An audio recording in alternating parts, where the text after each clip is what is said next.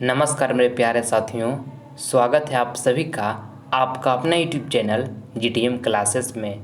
दोस्तों, आज के इस वीडियो में साइंस का आपसे हम टेस्ट लेंगे और इस वीडियो में दोस्तों 30 ऑब्जेक्टिव क्वेश्चन रहेगा जो आपके फाइनल बोर्ड परीक्षा के लिए ललन टॉप प्रश्न है। ठीक है दोस्तों, आपको करना क्या है कि सारा प्रश्न का आप जवाब पहले खुद से गेस करना है। ठीक है, और वीडियो के अंत में कमेंट बॉक्स में करके बताना है कि 30 प्रश्न में से कितना प्रश्न का आप जवाब बिल्कुल सही दिए। ठीक है, और दोस्तों इस टेस्ट को पूरी कंसंट्रेशन के आप साथ दीजिएगा, क्योंकि दोस्तों टेस्ट देने से आपको पता चलेगा कि हम कितना पढ़ाई कर रहे हैं और कहाँ कहाँ में कमी है और कहाँ सुधार करने की आवश्यकता है। ठीक है, और कोशिश कीजिएगा दोस्तों कि 30 प्रश्न में से 30 प्रश्न हम बिल्कुल सही जवाब दें। ठीक है, तो आइए हम बिना टाइम वेस्ट किए हुए आज का टेस्ट स्टार्ट करते हैं। इस टेस्ट में आप शुरू से लेकर अंत तक बने रहिएगा। आपके सामने पहला प्रश्न, आवर्त सारणी के प्रथम वर्ग के सदस्य होते हैं। ऑप्शन ए में लिखा हुआ है अम्लीय धातु, बी में लिखा हुआ है अक्रिय गैस, अब देखिए सी में लिखा हुआ है क्षार धातु और डी में लिखा हुआ है मिश्र धातु। तो ये प्रश्न में आपको यहाँ से बताना है दोस्तों कि आवर्त सारणी के प्रथम वर्ग के सदस्य होते हैं तो क्षार धातु होते हैं। ठीक है, ऑप्शन नंबर यहाँ पे सी जो होगा हमारा बिल्कुल राइट आंसर हो जाएगा। ठीक, आइए अगला प्रश्न हम देख लेते हैं। दूसरा नंबर, किसी अंतरिक्ष यात्री को आकाश कैसा प्रतीत होता है। काफ़ी महत्वपूर्ण प्रश्न है आपके फाइनल बोर्ड परीक्षा के लिए। ऑप्शन ए में लिखा हुआ है काला, बी में लिखा हुआ है नीला, सी में लिखा हुआ है लाल और डी में लिखा हुआ है इनमें से कोई नहीं। तो ये प्रश्न में आपको बताना है दोस्तों कि किसी अंतरिक्ष यात्री को आकाश कैसा प्रतीत होता है, तो काला प्रतीत होता है। ठीक है, ये अंतरिक्ष यात्री को आकाश कैसा प्रतीत होता है, तो काला प्रतीत होता है। आपको इसको याद कर लेना है। ऑप्शन नंबर ए यहाँ पर हमारा बिल्कुल राइट आंसर हो गया। ठीक है, आइए अगला प्रश्न हम देख लेते हैं। तीसरा नंबर, सभी जीव जंतुओं के लिए ऊर्जा का अंतिम स्रोत है। ऑप्शन ए में लिखा हुआ है ग्रह, बी में लिखा हुआ है चंद्रमा, सी में लिखा हुआ है सूर्य और डी में लिखा हुआ है कोयला। तो ये प्रश्न में आपको यहाँ से बताना है दोस्तों कि सभी जीव जंतुओं के लिए ऊर्जा का अंतिम स्रोत है, तो सूर्य जो है दोस्तों ये ऊर्जा का अंतिम स्रोत है सभी जीव जंतुओं के लिए। ठीक है, ऑप्शन नंबर सी जो होगा हमारे यहाँ पर बिल्कुल राइट आंसर हो जाएगा। ठीक, आइए अगला प्रश्न हम देख लेते हैं। चौथा नंबर, मानव आहार नाल का सबसे लंबा भाग है। ऑप्शन ए में लिखा हुआ है अमाशय, बी में लिखा हुआ है छोटी आंत, सी में लिखा हुआ है ग्रास नली और डी में लिखा हुआ है बड़ी आंत।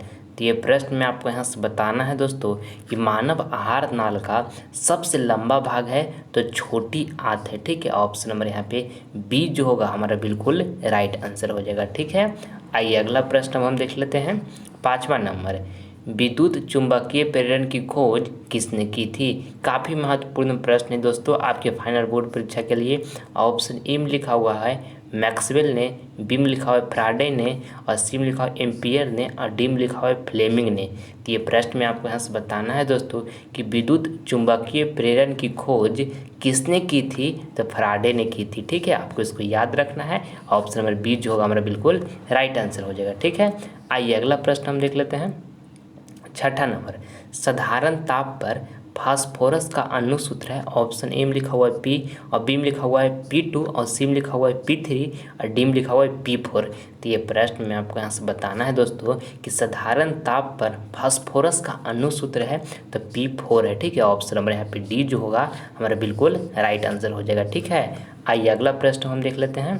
प्रकाश में साउन का बुलबुला रंगीन प्रतीत होता है। ऑप्शन ए में लिखा हुआ है ध्रुवन, बी में लिखा हुआ है छितराव, सी में लिखा है अपवर्तन और डी में लिखा है प्रकाश के व्यतिकरण से। तो ये प्रश्न में आपको यहाँ से बताना है दोस्तों कि प्रकाश में साउन का बुलबुला रंगीन प्रतीत होता है तो प्रकाश के व्यतिकरण से होता है। ठीक है, प्रकाश के व्यतिकरण से दोस्तों प्रकाश में जो साउन का बुलबुला होता है वो रंगीन प्रतीत होता है। ठीक है, आइए अगला प्रश्न हम देख लेते हैं। 8 नंबर, दोस्तों पहले आपको सारा प्रश्न का ये 30 ऑब्जेक्टिव क्वेश्चन है, ये सारे प्रश्न को दोस्तों आप पहले आंसर खुद से गेस कीजिए। ठीक है, इसके बाद ही आप हमारे आंसर को देखिए ताकि आपको दोस्तों अगर जो आप सही जवाब दीजिएगा तो आपके अंदर जो है कॉन्फिडेंस बढ़ेगा। ठीक है, देखिए 8 नंबर प्रश्न कहता है RBC की जीवन अवधि होती है। ऑप्शन ए में लिखा हुआ 120 दिन, बी में लिखा हुआ 180 दिन और सी में लिखा हुआ है 280 दिन और डी में लिखा है 220 दिन। तो ये प्रश्न में आपको यहाँ से बताना है दोस्तों कि आरबीसी की जीवन अवधि होती है तो 120 दिन होती है। ठीक है, ऑप्शन नंबर यहाँ पे ए जो होगा हमारा बिल्कुल राइट आंसर हो जाएगा। ठीक है, और दोस्तों डब्ल्यू बी सी के जीवन अवधि दोस्तों 2 से 4 दिन होती है। ये भी आपको साथ में याद रखना है कि WBC की जीवन अवधि 2 से 4 दिन होती है। ठीक है, आइए अगला प्रश्न हम देख लेते हैं 9 नंबर। इसमें आपको बताना है कि आवर्त सारणी के शून्य समूह का तत्व है। गेस कीजिए पहले आप इसका आंसर कि कौन दोस्तों इसका राइट आंसर होगा। पहले खुद से गेस कीजिए, तब ना आपको आपके अंदर कॉन्फिडेंस जागेगा। ऑप्शन ए में लिखा हुआ है H यानी कि हाइड्रोजन, और बी में लिखा हुआ H यानी कि हीलियम, और देखिए यहाँ पे सी में लिखा हुआ है CO2 यानी कार्बन डाइऑक्साइड, और यहाँ पे डी में लिखा हुआ है Cl2। तो आपको बताना है इसमें दोस्तों कि आवर्त सारणी के शून्य समूह का तत्व है तो क्या है, हीलियम है, जिसको हम H से डिनोट करते हैं। तो ऑप्शन नंबर यहाँ पे बी जो हमारा बिल्कुल राइट आंसर हो जाएगा। ठीक है, आइए अगला प्रश्न हम देख लेते हैं। अगला प्रश्न दोस्तों हमारा 10 नंबर है।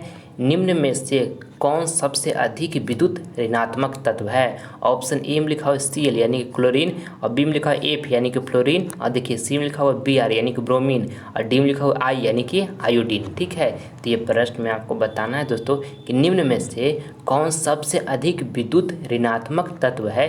तो जो फ्लोरीन है दोस्तों ये सबसे अधिक विद्युत ऋणात्मक तत्व है। ठीक है, ऑप्शन नंबर यहाँ पे बी जो होगा हमारा बिल्कुल राइट आंसर हो जाएगा। ठीक है, आइए अगला प्रश्न हम देख लेते हैं 11 नंबर।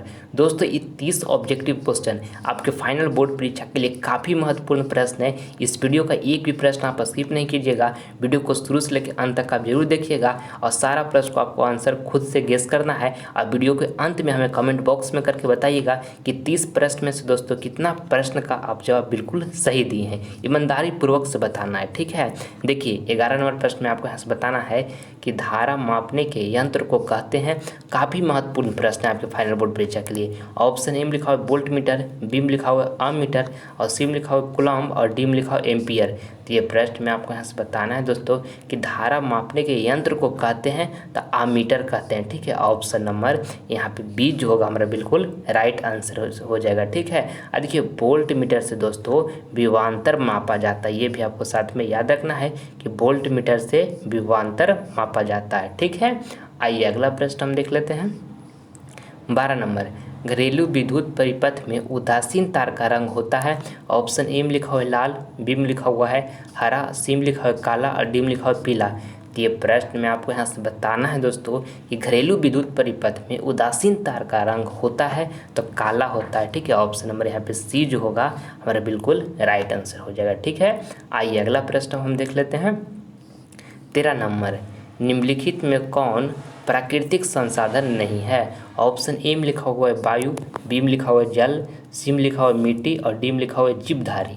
तो ये प्रश्न में आपको यहाँ से बताना है दोस्तों कि निम्नलिखित में कौन प्राकृतिक संसाधन नहीं है।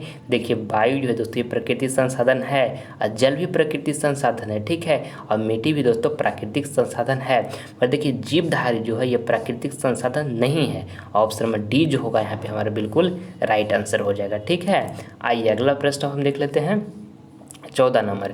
समान आँख के लिए स्पष्ट दर्शन की न्यूनतम दूरी होती है। आपकी फाइनल बोर्ड परीक्षा के लिए दोस्तों ये प्रश्न लल्लन टॉप है। ठीक है, ऑप्शन ए में लिखा हुआ है 10 सेंटीमीटर, बी में लिखा हुआ है 15 सेंटीमीटर, और सी में लिखा हुआ है 20 सेंटीमीटर, और डी में लिखा हुआ है 25 सेंटीमीटर। तो ये प्रश्न में आपको यहाँ से बताना है दोस्तों कि समान आँख के लिए स्पष्ट दर्शन की न्यूनतम दूरी होती है तो 25 सेंटीमीटर होती है। ठीक है, ऑप्शन नंबर यहाँ पे डी जो होगा हमारा बिल्कुल राइट आंसर हो जाएगा। ठीक, और दोस्तों ये भी आपको साथ में याद रखना है कि समान आँख के लिए दोस्तों दूर बिंदु होती है तो दूर बिंदु दोस्तों अनंत होता है। ठीक है, ये भी आपको ध्यान में रखना है। ठीक, आइए अगला प्रश्न हम देख लेते हैं 15 नंबर। इंद्रधनुष में कितने रंग होते हैं। ऑप्शन ए में लिखा हुआ है 4, बी में लिखा हुआ है 5, और सी में लिखा हुआ है 6, और डी में लिखा हुआ है 7। जल्दी इसका कमेंट बॉक्स में जवाब दीजिए क्या इसका आंसर होगा। पहले आप खुद इसका आंसर बताइए, कमेंट बॉक्स में इसका जवाब दीजिए क्या आंसर होगा। आपको बताना है इसमें कि इंद्रधनुष में कितने रंग होते हैं तो 7 रंग होते हैं इंद्रधनुष में। ऑप्शन नंबर डी जो होगा हमारा बिल्कुल राइट आंसर हो जाएगा। ठीक है, आइए अगला प्रश्न हम देख लेते हैं 16 नंबर, सोलर कुकर में किस दर्पण का प्रयोग किया जाता है? ऑप्शन ए में लिखा हुआ उत्तल, बी में लिखा हुआ अवतल और सी में लिखा है उत्तल और अवतल दोनों और डी में लिखा है इनमें से कोई नहीं। तो ये प्रश्न में आपको यहाँ से बताना है दोस्तों कि सोलर कुकर में किस दर्पण का प्रयोग किया जाता है? तो अवतल दर्पण का प्रयोग किया जाता है। ठीक है, ऑप्शन नंबर यहाँ पर बी जो होगा हमारा बिल्कुल राइट आंसर हो जाएगा। ठीक, आइए अगला प्रश्न हम देख लेते हैं। 17 नंबर, हमारे शरीर में पीएच कितने परास के बीच कार्य करता है? काफ़ी महत्वपूर्ण प्रश्न है आपके फाइनल बोर्ड परीक्षा के लिए। ऑप्शन ए में लिखा हुआ है 6.0 से 6.8 और बी में लिखा हुआ है 7.0 से 7.8 और देखिए सी में लिखा है 2.1 से 3.8 और यहाँ डी में लिखा है 5.1 से दोस्तों 5.8। तो ये प्रश्न में आपको यहाँ से बताना है दोस्तों कि हमारे शरीर में पीएच कितने परास के बीच कार्य करता है? तो 7.0 से 7.8 परास के बीच कार्य करता है। ठीक है, ऑप्शन नंबर यहाँ पे बी जो होगा हमारा बिल्कुल राइट आंसर हो जाएगा। ठीक है, आपको इसको याद कर लेना है। और दोस्तों शुद्ध जल का पीएच मान कितना होता है? तो 7 होता है। ठीक है, ये भी आपको साथ में याद रखना है कि शुद्ध जल का पीएच मान कितना होता है? तो 7 होता है। ठीक, आइए अगला प्रश्न हम देख लेते हैं। 18 नंबर, और दोस्तों आगे बढ़ने से पहले आपसे हमारी एक छोटी सी रिक्वेस्ट है कि अगर दोस्तों आप अभी तक हमारे चैनल को सब्सक्राइब नहीं किए हैं तो प्लीज़ आपसे सब्सक्राइब कर लें। इससे फ़ायदा क्या होगा आपको दोस्तों कि जब भी दोस्तों हम लाइव क्लास आएंगे तो उसका नोटिफिकेशन सबसे पहले आपको प्राप्त होगा। ठीक है, इसलिए हमारे चैनल को आप जल्द सब्सक्राइब कर लें ताकि आपको काफ़ी इससे मदद मिल सके। ठीक है, देखिए 18 नंबर प्रश्न हम देखते हैं। इसमें आपको बताना है कि मानव नेत्र में किस प्रकार का लेंस पाया जाता है? ऑप्शन ए में लिखा है उत्तल, बी में लिखा है अवतल, सी में लिखा है बेलनाकार और डी में लिखा है इनमें से कोई नहीं। तो ये प्रश्न में आपको यहाँ से बताना है दोस्तों कि मानव नेत्र में किस प्रकार का लेंस पाया जाता है? तो उत्तल लेंस पाया जाता है। ठीक है, ऑप्शन नंबर ए जो होगा हमारे यहाँ पर बिल्कुल राइट आंसर हो जाएगा। ठीक, आइए अगला प्रश्न हम देख लेते हैं। 19 नंबर, निम्न में से कौन ऊष्मा का कुचालक है? ऑप्शन ए में लिखा हुआ है लेड, बी में लिखा हुआ है चांदी, सी में लिखा हुआ है लोहा और डी में लिखा हुआ है कॉपर। तो दोस्तों ये प्रश्न में आपको यहाँ से बताना है कि निम्न में से कौन ऊष्मा का कुचालक है।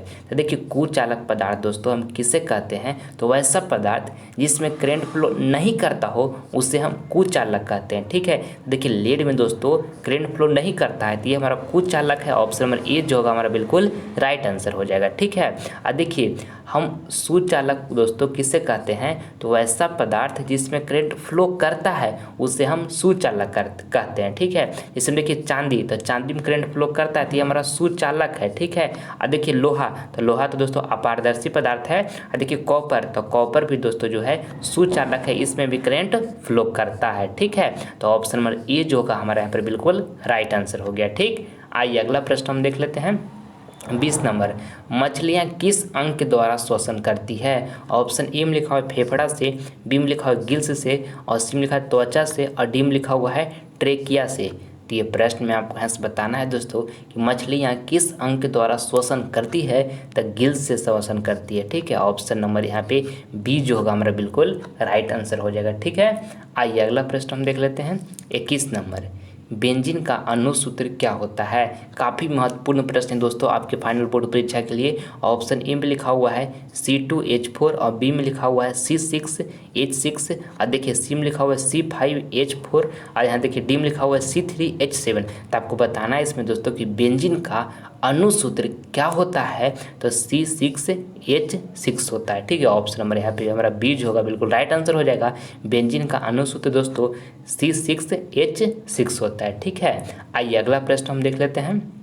22 नंबर, ये 30 का 30 ऑब्जेक्टिव क्वेश्चन दोस्तों आपके फाइनल बोर्ड परीक्षा के लिए अति महत्वपूर्ण प्रश्न है। इस वीडियो का एक भी प्रश्न आप स्किप ना करें, इस टेस्ट को पूरी कंसंट्रेशन के साथ दें ताकि दोस्तों आपके अंदर पता चल सके कि हमारा तैयारी कितना हुआ है और कितना बाकी है। ठीक है, और वीडियो के अंत में कमेंट बॉक्स में करके जरूर बताइएगा कि 30 प्रश्न में दोस्तों कितना प्रश्न का जवाब बिल्कुल सही दिए हैं। ठीक है, ईमानदारी पूर्वक से।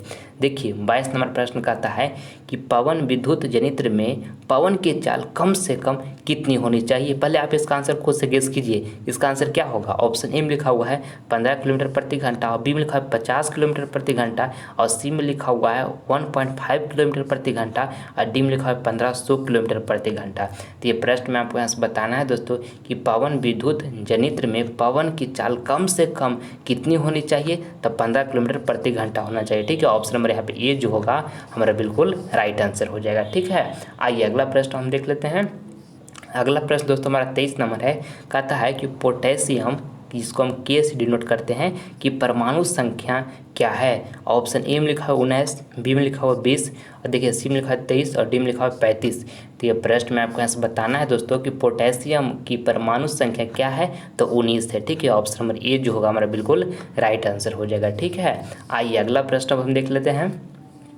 24 नंबर, अलैंगिक जनन मुकुलन द्वारा होता है।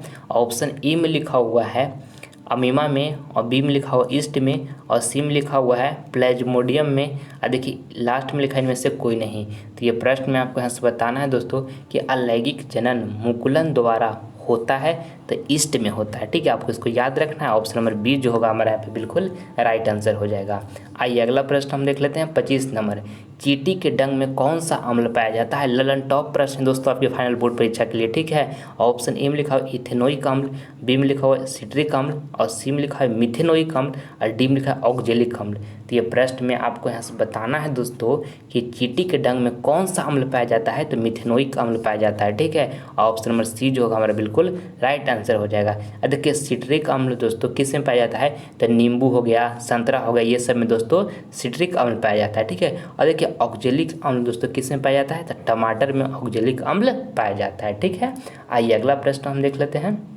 26 नंबर, मोटर कार के हेडलाइट में किसका प्रयोग होता है। काफ़ी महत्वपूर्ण प्रश्न है आपके फाइनल बोर्ड परीक्षा के लिए, बहुत बार आपके फाइनल बोर्ड परीक्षा में प्रश्न को पूछा गया है। ठीक है, ऑप्शन ए में लिखा हुआ है समतल दर्पण, बी में लिखा है उत्तल दर्पण, और यहाँ सी में लिखा है अवतल दर्पण, और डी में लिखा है उत्तल लेंस। तो आपको बताना है इसमें दोस्तों कि मोटर कार के हेडलाइट में किसका प्रयोग होता है, तो अवतल दर्पण का प्रयोग होता है। ठीक है, ऑप्शन नंबर यहाँ पे सी जो होगा हमारा बिल्कुल राइट आंसर हो जाएगा।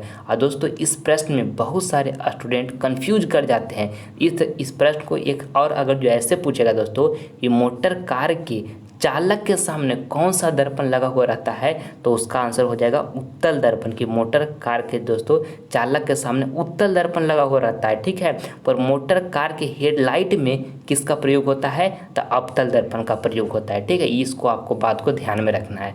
ऑप्शन नंबर यहाँ पे सी जो होगा हमारा राइट आंसर होगा। ठीक है, कभी कन्फ्यूज आपको एग्जाम में नहीं करना है। ठीक, देखिए 27 नंबर प्रश्न कहता है कि वैद्युत प्रतिरोधकता का ए सही मात्रक है।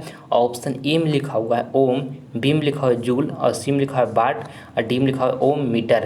तो ये प्रश्न में आपको यहाँ से बताना है दोस्तों कि वैद्युत प्रतिरोधकता का ए सही मात्रक है तो ओम मीटर है। ठीक है, ऑप्शन नंबर यहाँ पे डी जो होगा हमारा बिल्कुल राइट आंसर हो जाएगा। और देखिए प्रतिरोध का एसआई मात्रक दोस्तों ओम होता है। ठीक है, अब कार्य का एसआई मात्रक जूल होता है। ठीक है, और शक्ति का एसआई मात्रक दोस्तों वाट होता है। ठीक है, शक्ति का एसआई मात्रक क्या होता है, तो वाट होता है। ये भी साथ में आपको याद रखना है। आइए अगला प्रश्न हम देख लेते हैं। 28 नंबर, वह उपकरण जो विद्युत ऊर्जा को यांत्रिक ऊर्जा में बदलता है होता है। ऑप्शन ए में लिखा हुआ है जनरेटर, बी में लिखा है विद्युत मोटर, और सी में लिखा हुआ है जनरेटर और विद्युत मोटर दोनों, और डी में लिखा है इनमें से कोई नहीं। तो ये प्रश्न में आपको यहाँ से बताना है दोस्तों कि वह उपकरण जो विद्युत ऊर्जा को यांत्रिक ऊर्जा में बदलता है होता है, तो विद्युत मोटर होता है जो विद्युत ऊर्जा को यांत्रिक ऊर्जा में बदलता है। ठीक है, ऑप्शन नंबर यहाँ पे बी जो होगा हमारा बिल्कुल राइट आंसर हो जाएगा। ठीक है, आइए अगला प्रश्न हम देख लेते हैं। 29 नंबर, रक्त का थक्का किस अवयव के द्वारा बनता है। काफ़ी महत्वपूर्ण प्रश्न है दोस्तों आपके फाइनल बोर्ड परीक्षा के लिए। ऑप्शन ए में लिखा है हीमोग्लोबिन, बी में लिखा है प्लेटलेट्स, और सी में लिखा हुआ है प्लाज्मा, और डी में लिखा है लसिका। तो ये प्रश्न में आपको यहाँ से बताना है दोस्तों कि रक्त का थक्का किस अवयव के द्वारा बनता है, तो प्लेटलेट्स के द्वारा बनता है। ठीक है, ऑप्शन नंबर यहाँ पे बी जो होगा हमारा बिल्कुल राइट आंसर हो जाएगा। ठीक है, और दोस्तों देखिए मनुष्य का दोस्तों ब्लड किसके कारण लाल होता है, तो हीमोग्लोबिन के कारण होता है। ठीक है, ये भी आपको साथ में याद रखना है। ठीक, आइए अब हमारा अंतिम प्रश्न है दोस्तों, ये 30 नंबर प्रश्न, ठीक है। इसमें आपको बताना है कि मस्तिष्क का कौन सा भाग शरीर की स्थिति तथा संतुलन का अनुरक्षण करता है। तो ऑप्शन ए में लिखा हुआ है अग्र मस्तिष्क, बी में लिखा है मध्य मस्तिष्क और सी में लिखा है अनुमस्तिष्क और डी में लिखा है इनमें से सभी। तो ये प्रश्न में आपको बताना है दोस्तों कि मस्तिष्क का कौन सा भाग शरीर का स्थिति तथा संतुलन का अनुरक्षण करता है। तो अनुमस्तिष्क करता है, ठीक है। ऑप्शन नंबर यहाँ पे सी जो होगा हमारा बिल्कुल राइट आंसर हो जाएगा, ठीक है। आइए अब दोस्तों यहाँ पे हमारा एक लास्ट प्रश्न है जो आपका ये होमवर्क का प्रश्न है, ठीक है। आपको ये प्रश्न HW में दिया जा रहा है, ठीक है। इसका जवाब आपको कहाँ देना है, कमेंट बॉक्स में देना है। प्रश्न में आपको बताना है कि किसी वस्तु का प्रतिबिंब नेत्र के किस भाग पर बनता है।